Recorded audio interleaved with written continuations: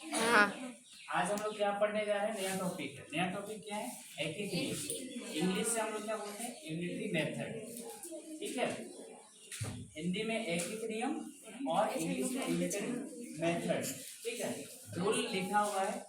Rule में क्या लिखा हुआ है? नियम में पहला कि एक वस्तु का दाम निकालना। सबसे पहले एक वस्तु का दाम निकालना। इसके बाद दूसरा में क्या है?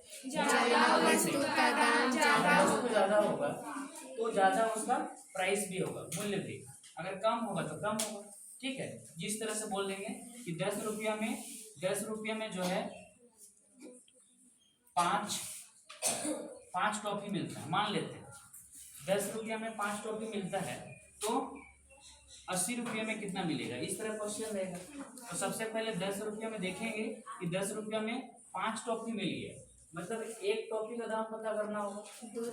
तो 10 में 5 मिला मतलब कितना होगा? एक टॉफी का 2 रुपया। एक टॉफी का दाम पता हो गया 2 रुपये। अब 80 रुपये में पूछा कितना होगा? एक टॉफी का 2 है और 80 रुपये हम लेके दुकान में जा रहे हैं, 40 मिलेगा। तो इसी तरह से सबसे पहले एक वस्तु का दाम हम लोग निकाल लेंगे, और ज्यादा वस्तु होगा तो ज्यादा दाम होगा। ठीक है, और कम वस्तु होगा कम होगा। अगर प्राइस दिया होगा तो वस्तु को पता करना होगा और उसको फिर आगे करना होगा। तो ठीक उसी तरह से यहाँ पे 3 क्वेश्चन हम लोग लिए हैं। ठीक है, कितना क्वेश्चन? 3 क्वेश्चन। और पहला क्वेश्चन क्या है कि एक पेन का दाम 15 रुपया है, तो 3 पेन का दाम कितना होगा? तो हल लिखेंगे, क्या लिखेंगे? हल। चूंकि लिखेंगे एक पेंसिल का दाम 3 रुपया है। ठीक है, इसलिए कितना पूछा है? 3। 15 है ना, 15 रुपया है, तो 3 पेंसिल, इसलिए 3 पेंसिल का दाम होगा। एक का 15 है तो 3 का क्या होगा? 3 गुना 15, आंसर क्या होगा?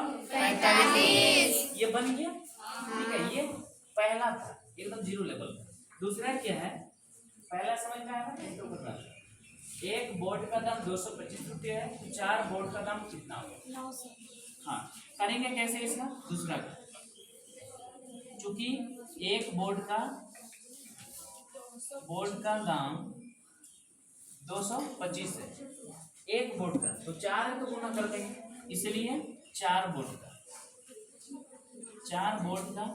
दाम गुना करेंगे। 4 गुना 225, यही ना? अगर सिर्फ 200 रहता, कितना 200 रहता, तो 200 गुना 4 800 हो जाता। और 25 और ज्यादा है, 25 4 बार में 100 होगा, यानी 900 होगा कि नहीं? तो 4 बोर्ड का दाम कितना हो जाएगा? 900। ये समझ में आया? अब दिक्कत किसमें? तीसरा नंबर में, कि 40 रुपया में 8 कलम खरीद सकते हैं, तो 100 रुपया में कितना कलम खरीद सकते हैं? क्या होगा? थोड़ा देर के लिए दिक्कत हो जाएगी। बनाएंगे कैसे? तो क्या करेंगे? चूंकि 40 रुपया में कलम कितना कर सकते हैं? 8। 40 रुपया में कलम 8। ठीक है, 8 खरीद सकते हैं। 8 तो 40 रुपये, तो 1 रुपया में पहले करेंगे, 1 रुपया में, तो ये 8/40। इस तरह से ऐसे नहीं अपन